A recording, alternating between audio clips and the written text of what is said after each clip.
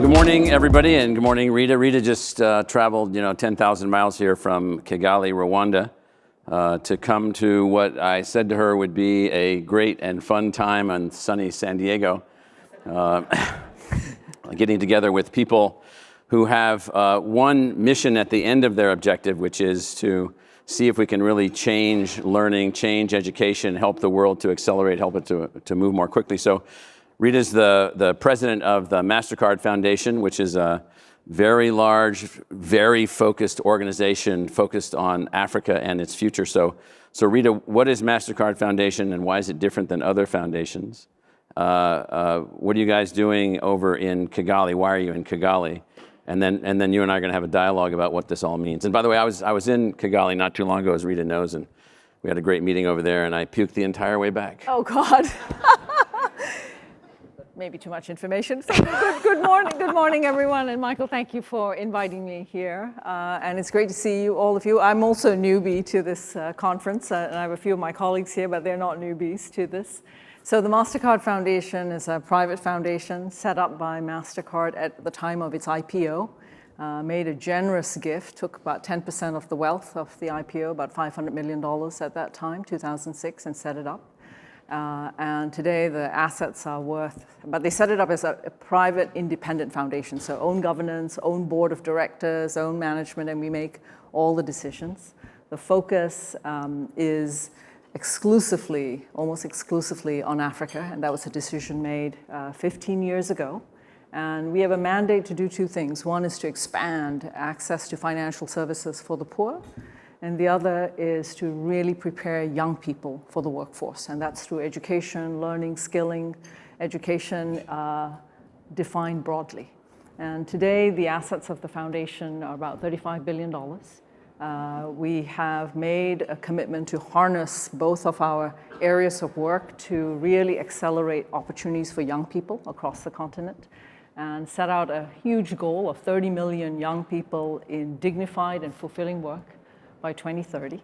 And Michael is alluding to my move to Rwanda 2 years ago. We completely changed our operating model and relocated most of our foundation from Toronto, we are a Canadian organization, to Africa. And so what makes this different, I think, is one, that focus, but that our journey in partnership with many organizations, including with ASU, begins by listening. Listening and really getting into understanding needs, context, as well as opportunity. And then partnerships which help scale that kind of work. Right, so you and I first met, you guys were getting something going in terms of an African leadership initiative, and you were on a very fast track, and we borrowed somebody's jet in Phoenix and we flew up to Toronto. The guy that met me, the Canadian customs guy's name was also Michael Crow, and he said I wasn't going to let you in, but we found our way over to your office, and what was exciting about what you were doing there was you were focused on how could you help facilitate the emergence of tens of thousands of future leaders. So why did you focus initially on leadership, not initially, but so heavily on leadership, bringing African students to some American and Canadian and other universities, and then also what's the focus on leadership? What's that about? So first of all, Michael, you allude to the Mastercard Foundation Scholars Program, and we're so grateful that ASU has been more than a decade-long partner in this journey, and we have learned enormously from you and from the university, and in many ways it's been transformational for our partnership. We chose to focus on young people because this is the youngest continent in the world. I think we're about 1 billion people across Africa, 60% under the age of 25, so the average age is 19. This is a continent that's just going to get younger and younger, and eventually will be the world's workforce. And yet there's a significant opportunity when it comes to education, because if you look at the statistics, about 40% complete high school, and about 9% complete some form of higher education. And we all know that education is part of nation building. It's where leaders come from. It's about economic transformation, economic competitiveness, as well as social inclusion. And so we knew that young people would be future leaders, future innovators, perhaps, and future entrepreneurs, as well as future policymakers. And so that was a huge focus. But leadership is not just any leadership. Leadership that's grounded around ethics, around integrity, around service. and leadership that's all about giving back and making a significant difference. Even And we around want to partner with you. even around leadership, in addition to the face-to-face educational experiences that you help to facilitate, we've been working with you on the building of a technology-based learning platform that will engage tens of thousands of leaders across Africa in terms of their lifelong pursuit of transformation. So a lot of foundations in this sort of transformation arena don't focus so quickly on technology. So what was your logic in terms of technological focus? Because when you look at the gaps in terms of what, we just can't build enough schools, can't train enough teachers, professors. There's no question that technology is the force multiplier that enables access, that ensures quality, that also allows for relevance for what young people need to learn. And ASU has been just an innovator and a leader in terms of transformation when it comes to technology. So, and technology come education. And so one of the reasons we've been very excited to partner with you around e-learning initiatives with higher education institutions, and more specifically in Ethiopia, where the university will play a central role in partnering with the Ministry of Education to enable 50 public universities across that country also acquire skills, capability to be able to enable, I think it'll be close to about 800,000 students. Right. Once this is done, 800,000 students to have a different kind of educational experience. Technologically empowered. Technologically empowered, but also highly relevant in terms of outcomes for what the country needs to be able to build and progress and transform into a middle-income economy. It's powerful. So you have this, very large foundation and a large source of capital, and you're investing, however, with partners along the way. What are some examples of different projects in different parts of Africa? So, I've been to Ghana, where we're working with KNUST in Kumasi, Ghana, as a partner, but you've got dozens and dozens and dozens of strategies going on. What are some of the examples of those for the folks here who might have ways to engage or be helpful or link up or help others? So there are a number of strategies. One, clearly working very closely with higher education institutions like yourselves, but across the continent. We made an explicit commitment that 75% of our partners will be African organizations. That is the long-term path to sustainability, to ensure that the people, the leaders, the organizations that care most about the outcomes are from the continent, and are not only just capable, but also lead the way in terms of change.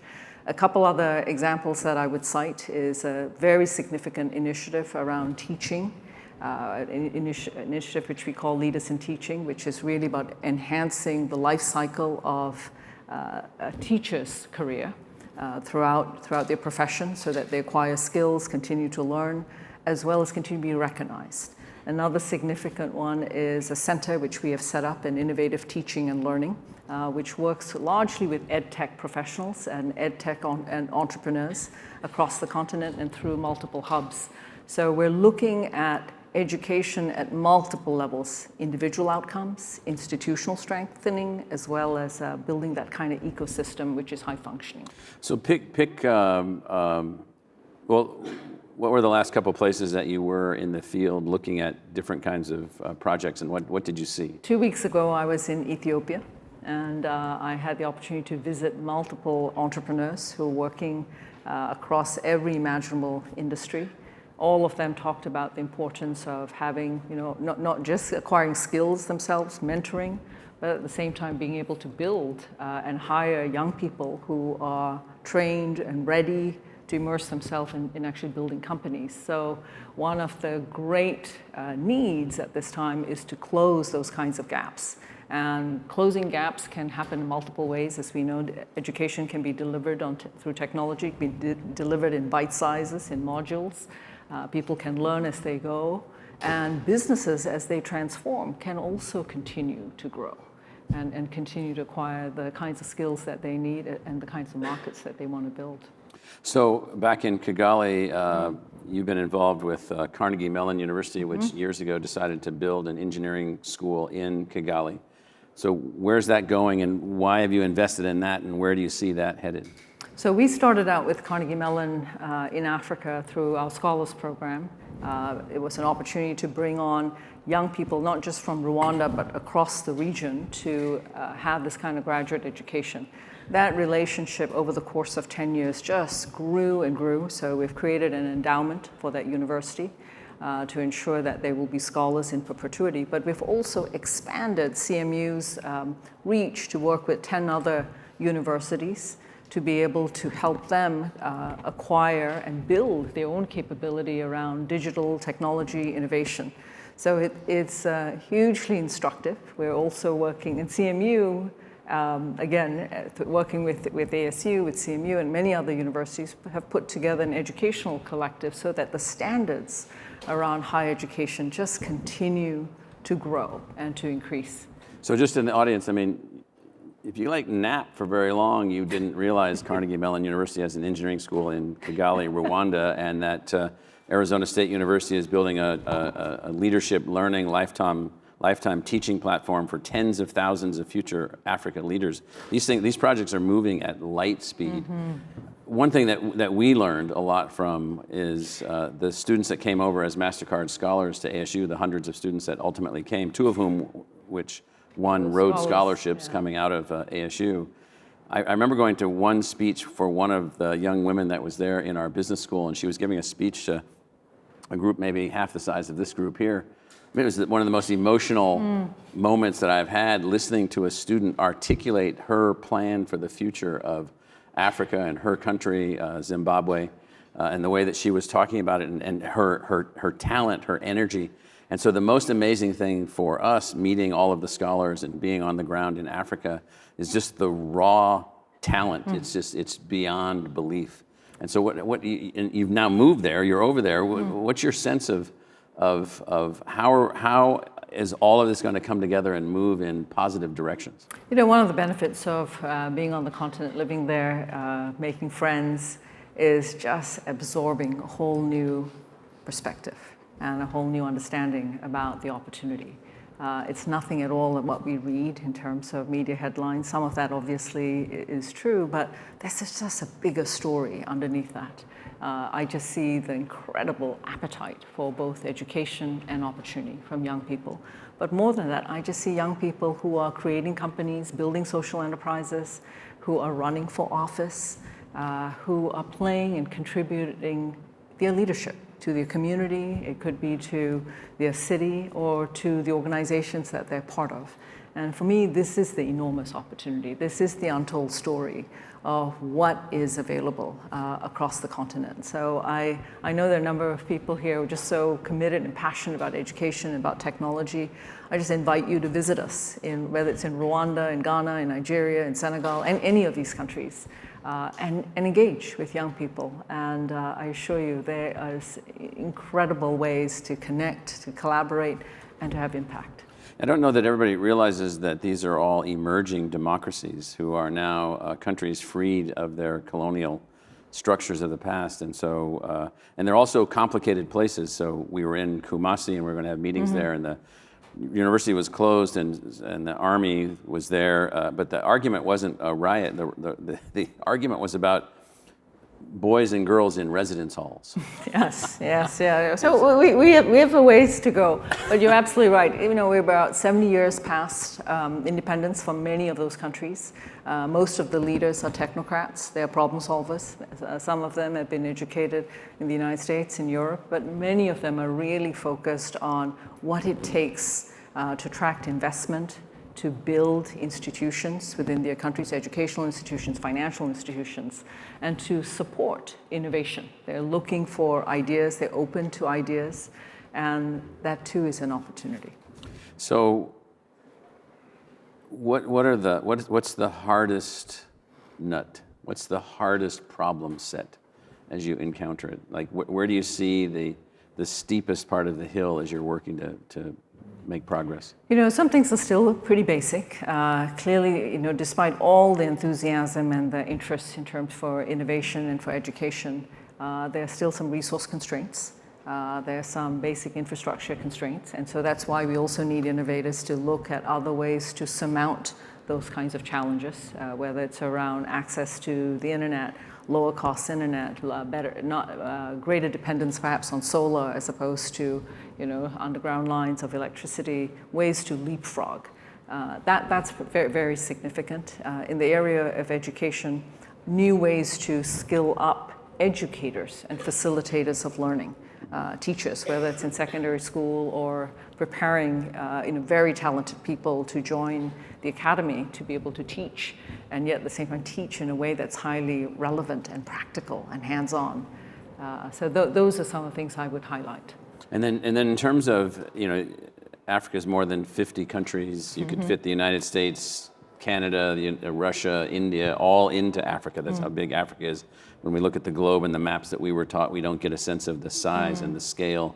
1 billion people, 50 democracies, all moving forward. Lots of efforts at some, not unification, but common purpose between the African countries. And so just give a little bit of context about, let's say, Kenya, Ghana, Rwanda, just how different is different, and what does that mean for folks in terms of how they would approach things in terms of difference? Okay, so very, very good.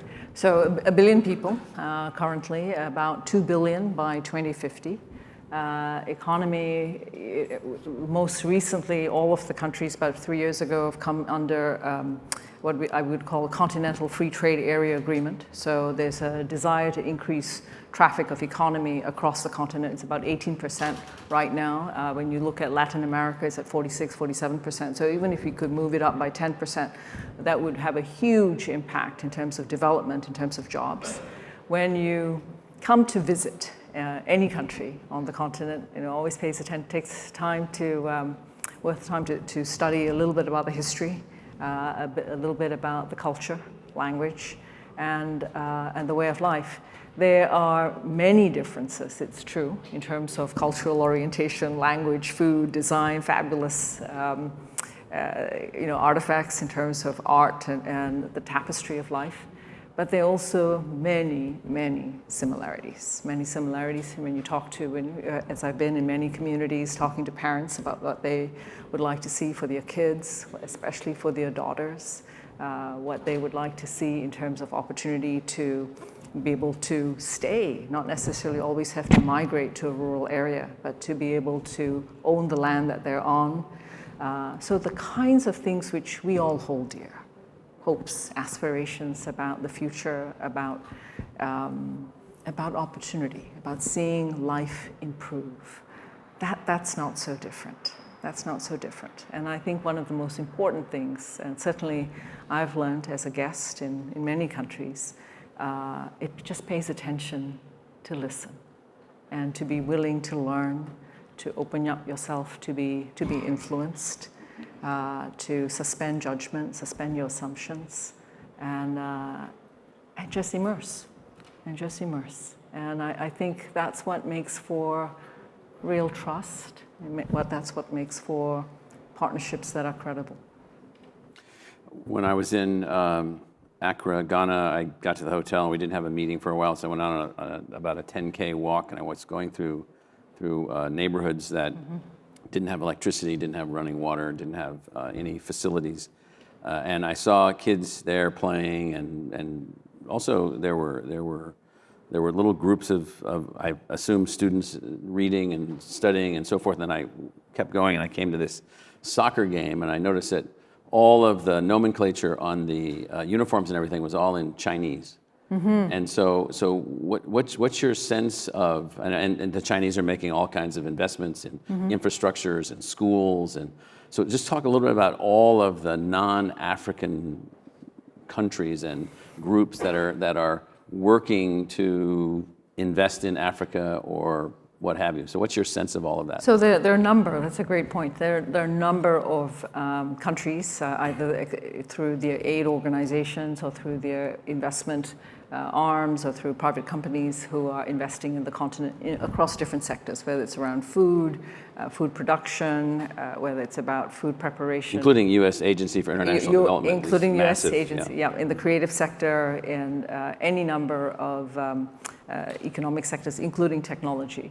So Chinese investment, particularly in the last 10 years, because of the One Road, One Belt policy, has been significant. A lot of it comes in the form of loans, not necessarily grants, as well as exchanges with many countries on the continent to bring Africans to China, particularly for vocational technical training. And so forth. You see the same thing with the Germans. You see the same things with some countries in Southeast Asia, which are looking for new markets as well. There is clearly a lot of savvy with regards to policymakers and leaders in countries to understand how to attract that investment, because Africa wants to be part of the world economy. Right. But it's busy. I mean, there's a lot of things going on. And it's extremely busy, so there's a high degree of commercial activity. I was in Nairobi 3 weeks ago and was in one of the largest settlements. We would recognize it as a slum called Kibera. About 1 million people live in the slum. And as I walked through it, economic activity everywhere. A school, a courthouse. And one of the things which we are supporting is an organization which works across multiple settlements like this in Kenya to provide healthcare, schooling, skills for young people. And it's one of our single largest partnerships, but it's an organization which grew out of Kibera, founded by young people from the continent. So even as we see great disparity, I don't despair because there is just a lot of innovation, a lot of can-do attitude, and people who aren't waiting. They're not waiting for us. They're not waiting for foreign aid. They're doing. No, it's quite amazing that the energy that you feel from the work, the projects, the people, the schools. I had on that little walk I told you about. It was so hot, my pants were completely sweaty, and including my rear end. And so these kids. Too much information. I'm just telling you, but these kids were following me, and they spoke English, and so they just thought I was a funny man. You know, I tell you, a few years ago, maybe about 7 years ago now, I was in Ethiopia in a place called Lalibela. Ethiopia is a country rich with history, with antiquities, and Lalibela is one part of the country which is famous for its churches. I don't know if some of you know those Ethiopian Coptic Orthodox churches and these beautiful crosses. The crosses are actually the footprint of the church. And as I came upon this one church, all these young kids, and so one of them, just very enterprising, started saying to me, Chinese, Japanese, Korean, what are you? As they were talking through, they said, nope, none of the others. I said, getting closer. So I went down, I toured the church, I came up, and there he was, and he said, Singapore. I said, very close, very close. North of Singapore. I'm from Malaysia, And as I'm leaving, I'm getting back onto my vehicle, I hear him shout, Kuala Lumpur, which is the capital city, which I'm not from. But I thought, extra credit, but it's so much energy. Where did he get this information? How did he learn? But that's the kind of vibe you get. And that's the kind of vibe you get. So we've got a lot of people here in the room. We've got people behind that red light watching in, and this is recorded for posterity. So what's your wish list? Here's the things you wish you had more of or completely put together. I mean, what would that wish list be? So one is I'd wish for more organizations like ASU with whom we could partner, who enter partnership with the right level of trust building, respect, and listening. I wish for more of that. Wish for organizations, more venture investors, as well as innovators who are interested in having an exchange with the continent in terms of the technology that you're working on, and find ways to collaborate with other innovators on the continent. And probably third, it's not so much about the money, but I'd wish for people here in this room, for others who might be listening, to take a second look and to take a look well beyond the headlines and to really understand and assess the opportunity that's there, which is so breathtaking and which is what gives me, and I know gives a lot of my colleagues, energy on the continent. We need more partners, but partners who are also willing to listen and engage with the African counterparts. So in the last few minutes that we have, what questions of me? I was going to ask you Yes, to say or questions of us. Yeah. Turn the tables for a minute. Thank you so much for giving me the stage. When you look back, you've been an extraordinary innovator and entrepreneur when it comes to transformation, and what you've done with Arizona State, which is university, which is phenomenal. When you think about transformation that's possible, well beyond the boundaries of the enterprise that is ASU, what do you see? And what do you think about how you continue to live that mission beyond, whether it's in Africa or elsewhere in the world? What do you want to see? Well, what's interesting is we have greatly, as a species, we've greatly underplayed our hand. For all of the things that we're capable of doing, we've limited how, where, and in what ways those things are done. We're still fighting over dirt. We're still arguing over things that involve, destruction of people in their schools and their apartments and their shopping malls. And so, having said that, we're to the point now where we're breaking down so many of the historic things. You mentioned women in Africa who are hungry for learning and hungry for moving forward. I mean, women all across the world are increasingly, unbelievably free to advance their lives without constraint by some overlord controlling where they're going. Well, the second you get to that point and you have this many people, all of the older systems which are heavily built around control, they're heavily built around replication, are gone. And then you have this opportunity, and Africa may be the first place to really realize this. Africa may be the place where using logic and technology and systems and learning and creativity and energy and ambition and this thing that sits between everybody's two ears, these supercomputers that we all have, it may be the place that first breaks out as the first completely enabled part of the planet where there's no old constraint because of the way that technology could be used to help every person to learn. 25 years ago, there was a book called The Diamond Age, written by a guy named Neil Stephenson, and in it, there's a device. It's 100 years into the future. There's a device called the Young Lady's Primer, and it's a tool that a child touches, and it connects to them psychologically, emotionally, and pedagogically, and then it works with them, tutoring them through their entire life, unique to them. 25 years ago, it was a science fiction author's idea. With all the things that are being developed right now, it's a buildable tool. And so the second that you're able to enable learning to be advanced by the individual with some structure and some design, and so Africa sits in a, not everywhere, but Pan-Africa sits in this moment. And so from my perspective, what we have to do is realize that we're not just innovating little tools, we're not just innovating little mechanisms, we're not just innovating little ways to teach and learn.